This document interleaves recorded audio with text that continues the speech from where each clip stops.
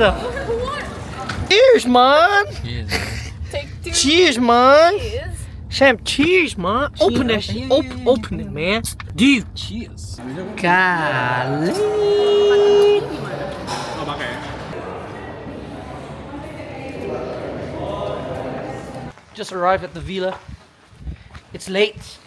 Oh yeah! It's already night time, so the view ain't that good, but I'm gonna show you guys what it's like tomorrow morning. Oh, actually, never mind. The view's so nice. The damn!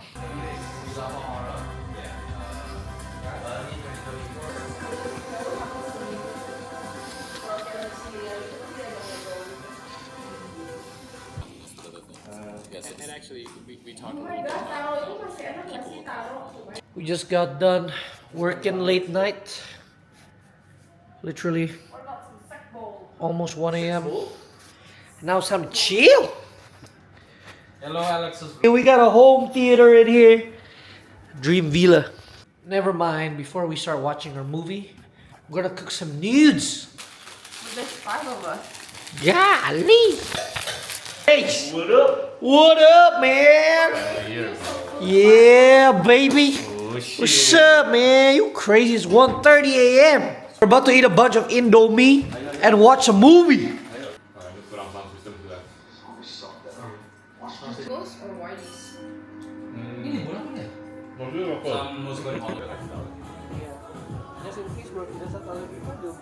Good morning from Bali. We're about to take a dip and enjoy some of the water before I break down the trade recap of CAD yen for y'all very soon. Alright, so we've decided to swim later instead because we're about to play some paddy. But before that, this is the CAD yen trade. Beginning on the daily here, you get to see that we are trading from this point of liquidity on the daily chart. We have captured liquidity from this point as well. So this is our bread and butter high value area, right? We love trading from these areas, especially when price has captured liquidity here. So once we see that on the daily, we can go into the lower time frame starting from the H4, and this is what we see. This is what the lower time frame did on our POL. The first rejection to the downside failed. It bounced back up to tap the local double top, which tends to happen, right? So the key piece of advice here is that the first attempt at the downside reversal doesn't always play out. Sometimes it needs to go back up, tap the double top, and then create our entry criteria for the downside. So don't be too afraid when price makes these volatile behavior on our high value area. It's pretty normal. As long as we get to see price completing the double top and rejecting very well, just like that, that is all we need. So once we get to the H1 here, this is what we see. This is our origin impulse down. We have some insane volatility here. I don't even know what's going on this week, guys. There's a lot of like weird candles like that. So that's like the main negative confluence that we're working with. It's just that this overall move here is a bit odd because of this singular candle here. So that is the main negative confluence. But aside from that, like everything else is proper. So sometimes our trades will have blemishes. That's fine. As long as it's just one minor blemish compared to a very strong narrative, it's all good. You can't really expect perfection every single time. But just make sure that the ratio is like that, right? One small blemish compared to just a very strong picture overall. And then once you get to the 15-minute, this is what you get, right? That is a beautiful continuation structure, perfectly in line with our strategy. So that's even more positive confluence to take this trade. And then our entry criteria comes in the form of these tweezer tops on the 15-minute, right? Capturing liquidity from the highs, setting our entry a few pips under, and this is what happens. Just instantly playing out. And we get taken out at about 3.5R. Receipts up here.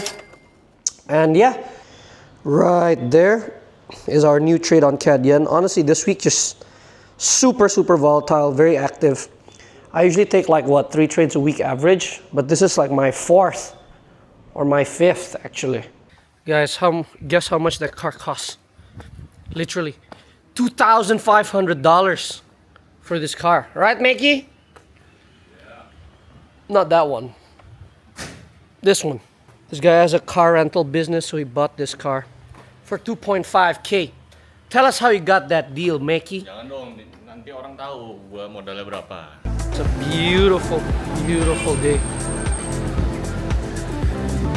How was your bike ride, man? Bro, it was so cool. Oh shit. Dude, that's the definition of residency.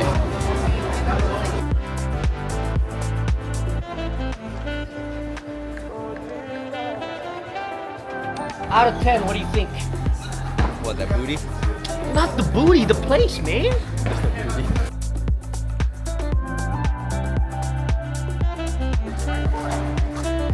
Hello, hello. Woo! That was crazy.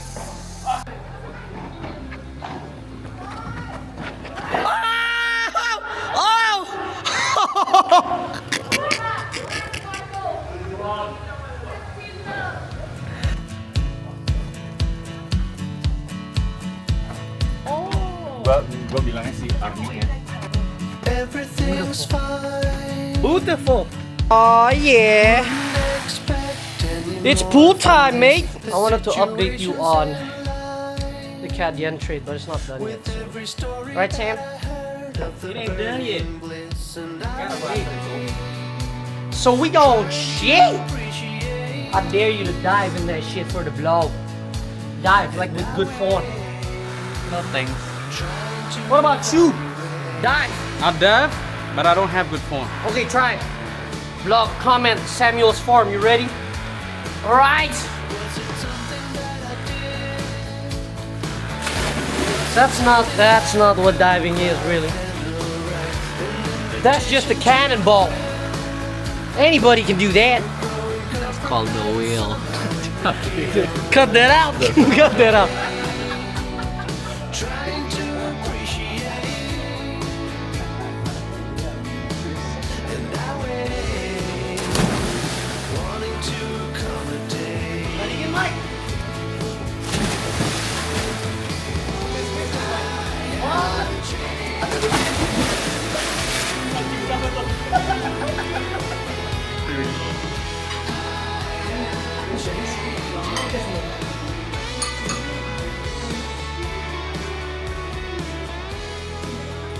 All right, let's break down our trade in CAD yen, which has turned out to be a beautiful win. Screenshots up here. Boom, boom.